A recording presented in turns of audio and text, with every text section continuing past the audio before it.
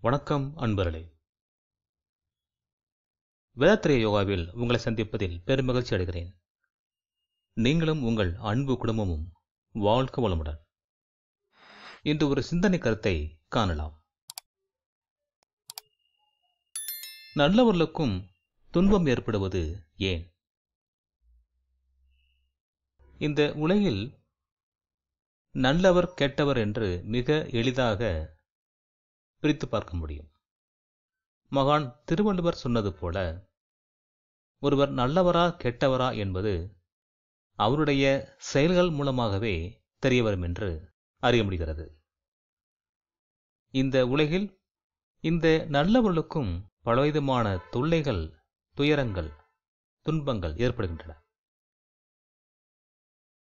அவர்கள் சில நேரம் நம்மோடு பேசும்போது, நான் எந்த தவறுமே செய்யவில்லை, நல்லதுதான் செய்கிறேன், ஆனால் நான் கஷ்டப்படுகிறேன் என்று சொல்லுவார்.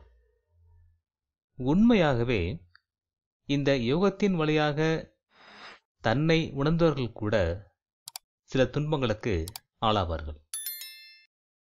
நமது குருமான் வேதாத்திரி மகர்ஷியர்கள் கூட இந்த விஷயத்தை சொல்லியிருக்கிறார். அதை இன்னும் விளக்கமாக நாம் இங்கே பார்க்கலாம்.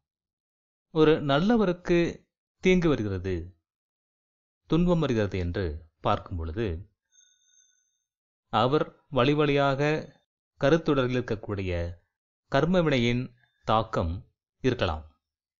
அது ஒரு முதற் காரணம். ஒருவேளை அவர் அதை தீர்த்திருந்தால் கூட சில நேரங்கள் சில தீங்குகள் அவருக்கு விளையக்கூடும்.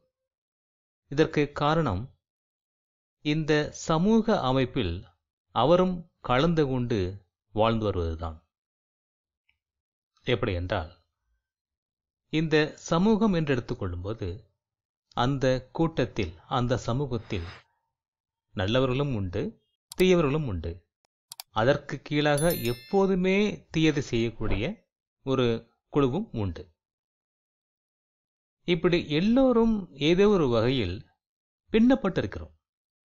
நாம் பயன்படுத்தும் ஒரு பொருள், ஒரு கருவி என்று எடுத்துக்கொண்டால் கூட, இந்த யாரோவருடைய செயல்பாடு, ஒரு திட்டம், அந்த உழைப்பு அதில் இருக்கிறது. ஒரு உணவு பொருள் வாங்கினாலும், காய்கறிகள் வாங்கினாலும், மற்ற எந்த ஒரு பண்டங்கள் வாங்கினாலும் கூட இந்த மக்களுடைய உழைப்பு அதில் கலந்திருக்கிறது. அதாவது, ஒரு பொருளை தயாரிக்கும் போது, ஒரு பொருளை விளைவிக்கும் போது, ஒரு பொருளை விற்பனைக்கு தரும்போது, அந்த மனிதர்களுடைய எண்ணங்கள் அதில் பதிந்து தரப்படுகின்றன என்று சொல்லலாம். இது இயல்பாக நடப்பது, அவர்கள் விரும்பி செய்வதில்லை. இந்த இயற்கை ஒவ்வொன்றையும் பதிந்து கொண்டே வருகிறது. அந்த பதிவிலே அவனுடைய எண்ணங்களை அந்தந்த பொருள்கள் பதிந்து வைத்துக் கொள்கின்றன. அவை நம்மோடு கலக்கப்படும் போது அந்த விளைவு இன்பமாகவும் துன்பமாகவும் மாறிவிடுகிறது. இதை மகர்ஷியர்கள் சொல்லும் பொழுது, ஒரு நாளைக்கு நாம் உண்கின்ற உணவில் எத்தனையோ பேருடைய எண்ணம், உழைப்பு, உழைக்கும்போது ஏற்படும் உடல் துன்பம், அதனுடைய வருத்த அலைகள் எல்லாமே அதில் பதிந்து உள்ளது என்று சொல்லுகின்றார். அப்படியென்றால் இந்த சமூகத்தின் துன்பங்களை நாமும் பகிர்ந்து கொள்கிறோம் என்று சொல்ல முடியும். இதுதான் அந்த துன்பத்திற்கு காரணமாக இருக்கிறது. அதாவது, ஒரு நல்லவர் துன்பப்படுவதற்கு காரணம் இந்த சமூக அமைப்பின் விளைவாக வரக்கூடிய துன்பம்தான்.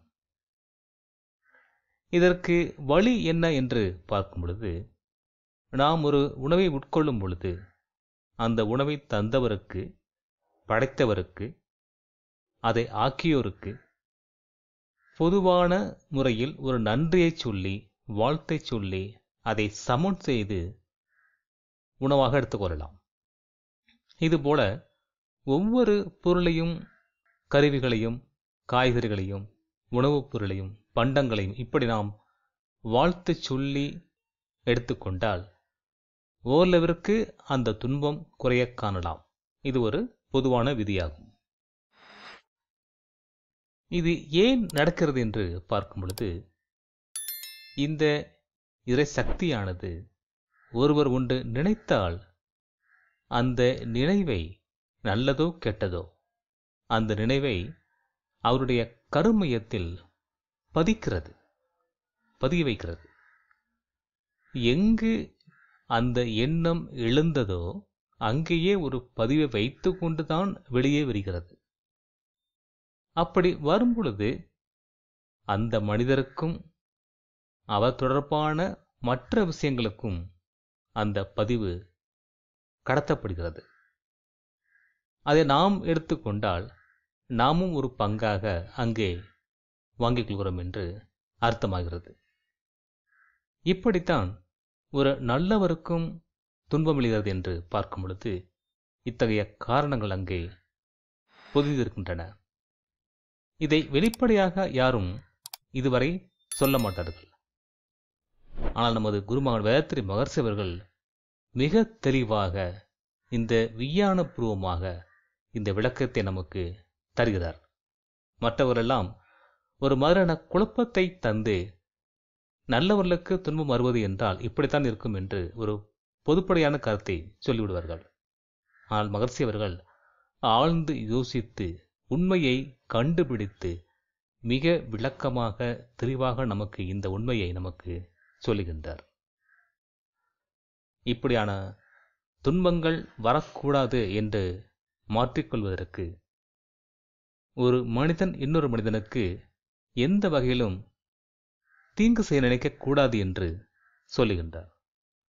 அந்த தீங்கு செய்ய வேண்டும் என்ற ஒரு எண்ணம்தான் ஒரு வர்த்த அலையாக பதிந்து அது மற்றவர்களுக்கும் கடத்தப்படுகிறது. மன இதன் என்பதுதான் மனிதன். அடிக்கடி மகர்ஷி அவர்கள் சொல்லுவார். அதுபோல இந்த மனிதன் தன்னுடைய மனதை இதமாக வைத்து கொண்டால் அவனுக்கும் வருத்தம் வராது, மற்றவர்களுக்கும் அந்த வருத்தம் கடத்தப்படாது என்பதை நாம் புரிந்து கொள்ள வேண்டும். நல்லது நண்பர்களே, நாம் மீண்டும் அடுத்த ஒரு பதிவிலே சந்திப்போம். நன்றி. வாழ்க வையகம், வாழ்க வையகம், வாழ்க வளமுடன். வணக்கம் அன்பர்களே. வாழ்க வையகம், வாழ்க வளமுடன். வேதாத்திரிய சேனலோடு இணைந்து கொள்ளுங்கள். உங்கள் உடல் நலம், மனவளம், உயிர் வளம் பெருக்கிக் கொள்ளுங்கள். உங்கள் வாழ்க்கையையும் பொருளாதாரத்தையும் உயர்த்திக் கொள்வதற்கான வழிகள் இங்கே சொல்லப்படுகின்றன. இன்றே சப்ஸ்கிரைப் செய்து கொள்ளுங்கள். வாழ்க வளமுடன்.